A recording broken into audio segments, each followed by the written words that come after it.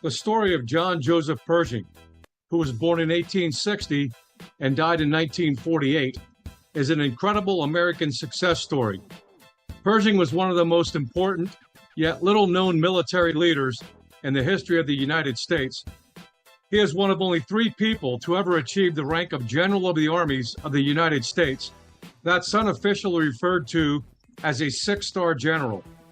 Pershing held this rank while actively serving.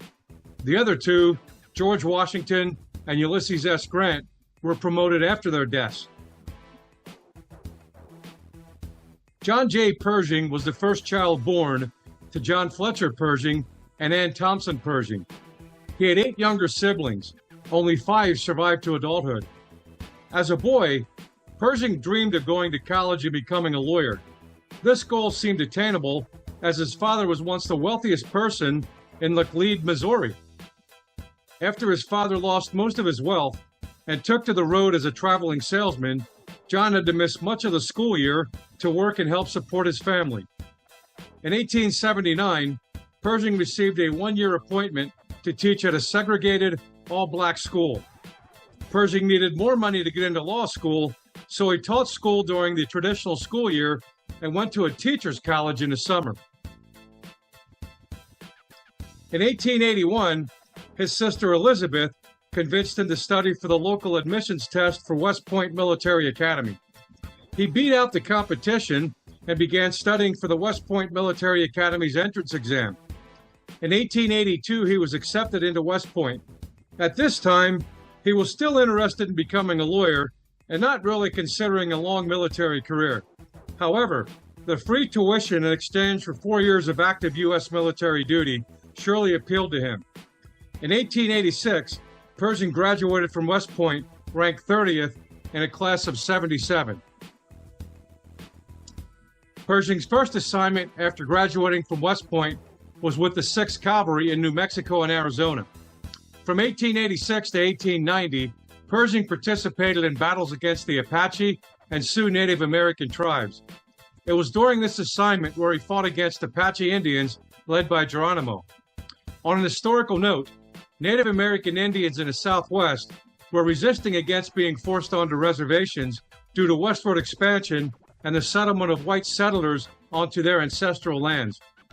In 1890, Pershing was assigned to the Dakota Territory in the campaign to suppress a Sioux tribe uprising in what was referred to as the Ghost Dance movement, which was a late 19th century Native American spiritual movement protesting the conquest of Native American nations. From 1891 to 1895, Pershing was named Instructor of Military Science and Tactics at the University of Nebraska-Lincoln. While at this university, he earned a law degree in 1893. Pershing was credited for revitalizing the university's military department and the forming of a military drill company that won a national competition. From 1895 to 1896, Pershing was assigned to the Buffalo Soldiers, a unit of the 10th Cavalry Regiment, where he was one of the first white commanders of an all-black U.S. Army regiment. Many white U.S. soldiers called these black troops the Black Boys in Blue. Between 1897 and 1899, Pershing was on staff and taught military science and tactics at West Point. Most cadets did not like him because he was rigid and strict and enforced all the rules, no matter how minor. The cadets christened him Nigger Jack as an insult. Newspaper editors later referred to Pershing as Black Jack. This nickname stuck with him for his entire life. During the Spanish-American War, Pershing, then a lieutenant, served with the 10th Cavalry Regiment, the Buffalo Soldiers. Pershing led his troops in the assault on San Juan Hill in Cuba, fighting alongside Theodore Roosevelt's Rough Riders. Pershing was awarded a silver medal for his bravery under fire during the battle, showcasing his leadership and combat abilities early in his military career. The Spanish-American War resulted in the United States gaining control of Cuba, Puerto Rico, Guam, and the Philippines, effectively ending Spain's colonial empire in the Western Hemisphere and establishing the United States as a major Pacific power.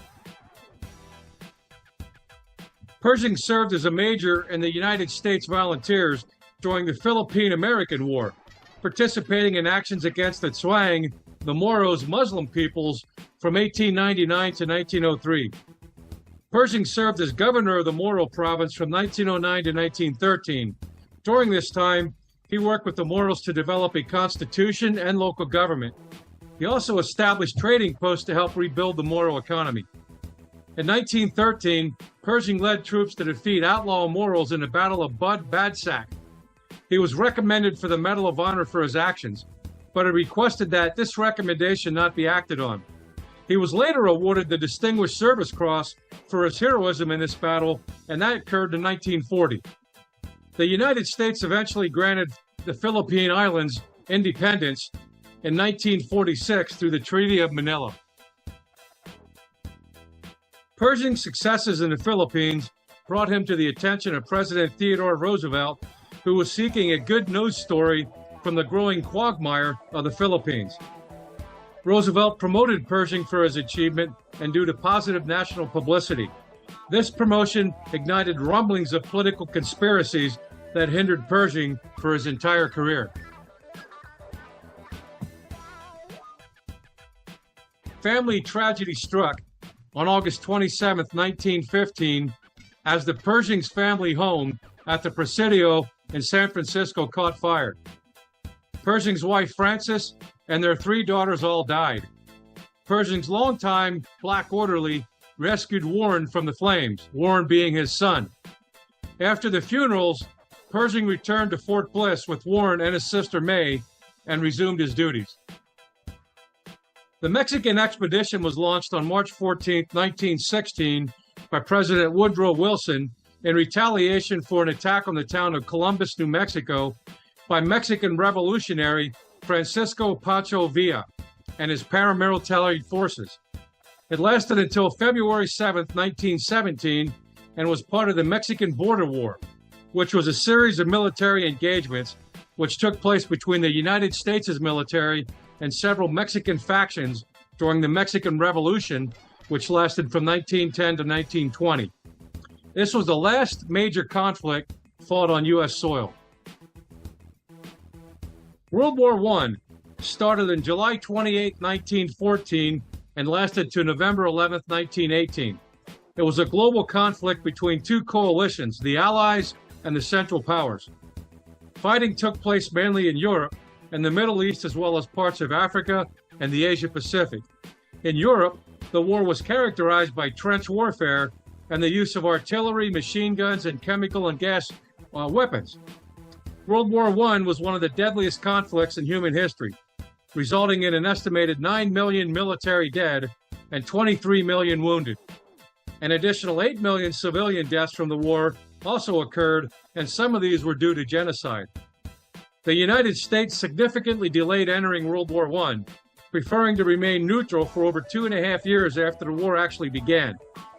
They finally joined the conflict in April 1917 under President Woodrow Wilson due to factors like unrestricted German submarine warfare and the Zimmermann telegram, which threatened an alliance between Germany and Mexico against the United States. After the United States entered World War I in 1917, President Woodrow Wilson appointed Pershing the commander of the American Expeditionary Force, AEF, bypassing 5 other major generals. In World War I, General John Pershing's distinct U.S. command structure, known as the American Expeditionary Force, the AEF, was characterized by his insistence on keeping American troops under a separate unified command, refusing to integrate them into existing British and French units, and maintaining full control over American operations on the battlefield, even when facing pressure to contribute soldiers to depleted Allied forces. This allowed for independent American strategy and leadership development. Pershing created the Black 92nd and 93rd Infantry Divisions, but intended them as laborers, not combat troops. These Black Buffalo soldiers would wear the U.S. uniform, but would wear the French helmet and utilize French military equipment. They quickly dispelled the American Army's belief that they were inferior soldiers, as they heroically and valiantly fought in fierce combat throughout the war. The Battle of Cantigny demonstrated that American troops could fight effectively in large-scale operations with other Allied armies. It also helped contain German offenses, boosted the morale of the Allies, and gave American forces a sense of self-confidence.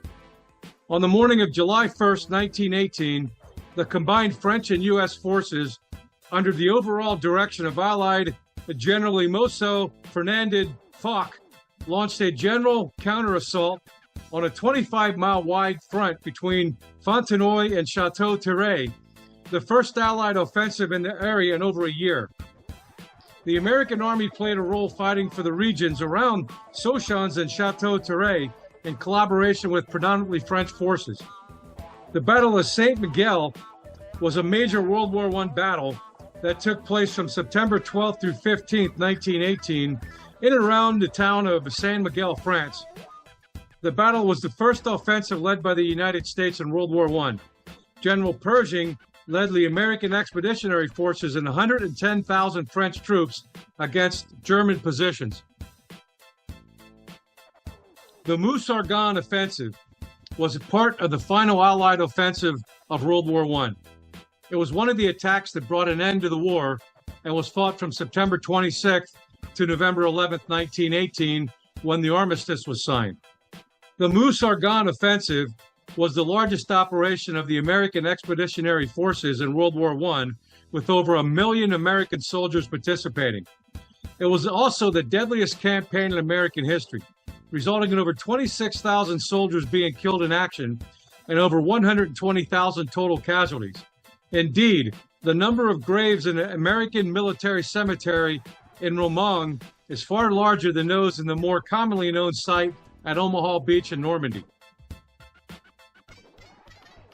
The armistice of November 11, 1918, was a ceasefire that ended hostilities between the Allies and Germany, which was the last remaining opponent during World War I. Pershing pushed for continued fighting against Germany until they would surrender unconditionally and permanently destroy German militarism. However, President Woodrow Wilson wanted an armistice to end the fighting.